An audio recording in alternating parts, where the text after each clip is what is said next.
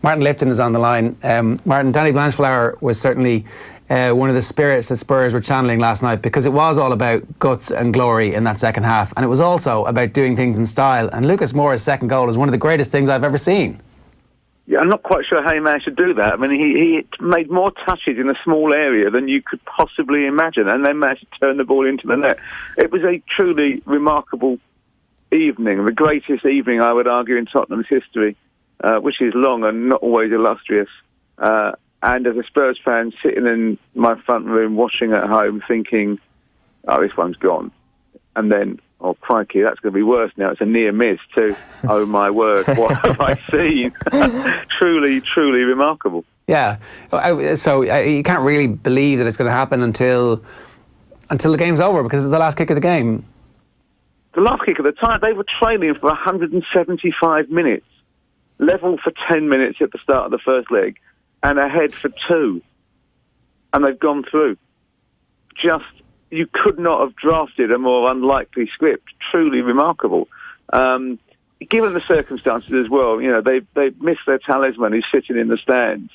They're without Winks, who's their best passer.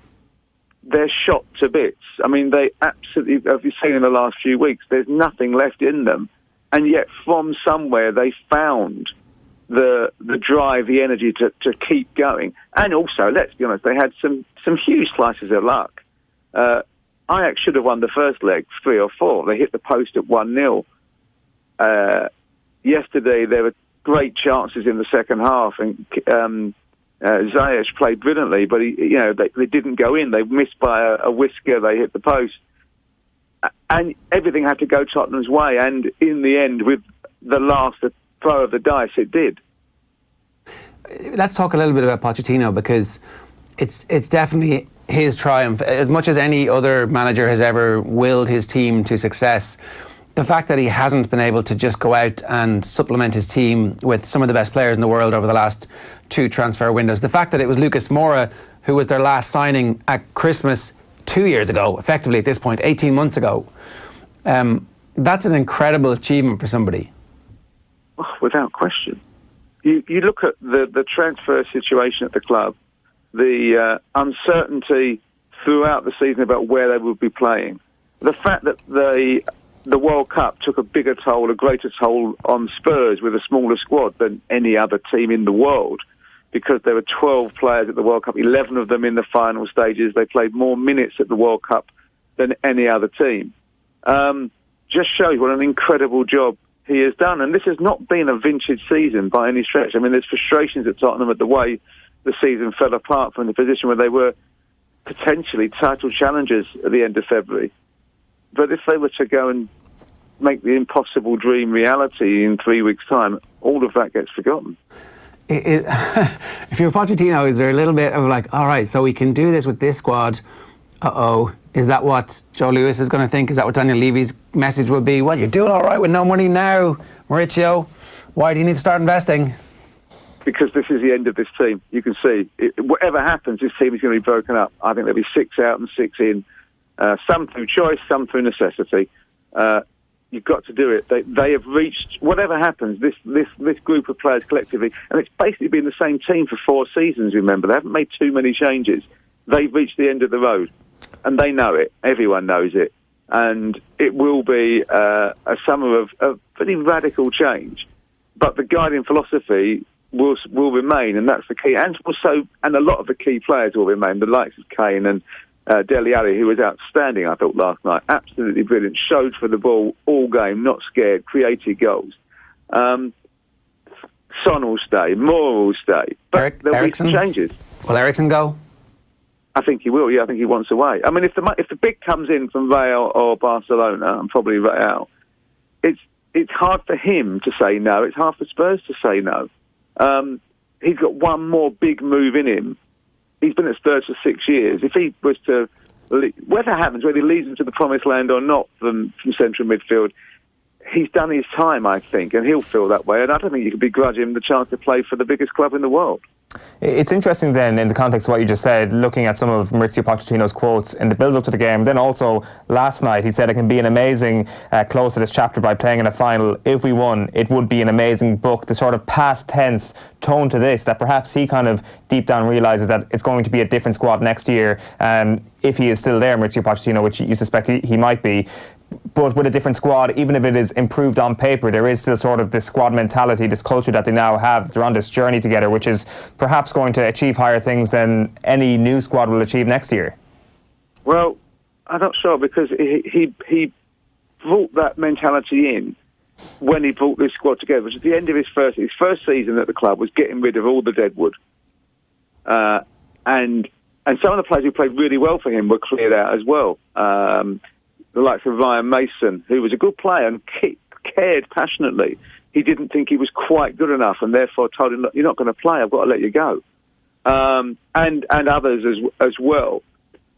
And he brought a team together and made them infinitely better than the one he'd inherited, because he'd had a year to look. He now knows basically this has been his year to look. He knows exactly what those players have got left, and he knows what he has to bring in. The thing is, what he wants is young players who are willing to do 2 training sessions day after day, week after week, who are ready to work for him, to run for him, to play his way. He's been looking at those players all season. It'd be great to see that vision backed with the finance in a similar way. I mean, so Liverpool obviously made all that money, but that was because they sold Coutinho. But it did look like they were ready to sign Van Dijk and spend what it took when the Van Dijk opportunity came along. It would be great to see what would happen at Spurs if they could go out, and if the manager identified a hole in the team and there's a 70 million player who's going to fix that and make the team better. I'd love to see what they could do in this stadium with this manager and this quality of cast. Well, I suspect they're going to spend a net 65 to 70 million this summer. But that includes, or taking into account, they're going to probably make 100 million from sales. So that's 170, 180 million being spent, I suspect, by the club. That should buy you quality. I think there's players they're looking at who are young and fresh. They do like, I'm told, Aarons at Norwich, the right back, because they need to upgrade at right back. They've clearly got interest in Maddison from Leicester, who's an excellent player. I'll be quite keen to see them look at Tielemans as well, who I think is terrific. In fact, quite a lot of those Leicester players. I've got to say, there's some fantastic players there. But they probably could do with a marquee signing as well, just to be a statement of intent. Mind you, having got to a Champions League final, unless something remarkably unlikely, particularly as Arsenal and shot to bits themselves in pinning all their hopes on the Europa League, happens on Sunday, being in the Champions League again next season, with the guaranteed income stream of £4.5 million a game from the new stadium, in addition to 150 million in Premier League TV money, they can afford to buy. Yeah, no, that's true. And they also have an appeal now. They are an established European force in a way that they weren't. And the stadium is amazing. Everybody keeps raving about how good the stadium is, and that like it doesn't have that much of an impact on a player's decision, but it just has a little bit of an emotional, am I going to go to Arsenal and play in front of a crowd where it's quite quiet a lot of the season, or am I going to go and try and be part of this amazing revolution that definitely has its foundations built properly? Last point for me, how do they match up against Liverpool is the obviously big question for the next 10 days that we're all going to be wrestling with. Well, they lost both games this season. The first one was a massacre. It was 2-1 Liverpool masquerading as 5-0 because they battered Tottenham, albeit the Spurs should have had a penalty in injury time. It would have theoretically made it 2-2. It would have been snatch of the day. Whereas at Anfield the other week, Spurs were the better team. They lost 2-1, but they were the better team, and Sissoko should score. Ali nearly scores. Despite a poor start, Tottenham actually played extremely well. I just think that Liverpool got better players and more of them in better form. The one thing is it's 3 weeks between this weekend and the next game. Form goes out the window to a degree because there is no form because players haven't played for 3 weeks. So there's a bit of ring rust there as well. I just suspect that Liverpool are slightly better. The league table says they're miles better. And normally class counts. It's a fair point.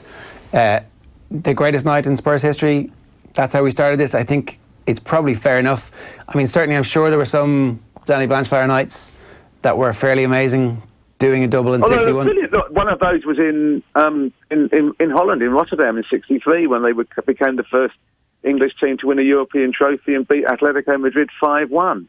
There were the other two European trophy finals against Wolves and Anderlecht when they won the UEFA Cup, and also the defeat to Feyenoord as well in '74, which was a bit disappointing.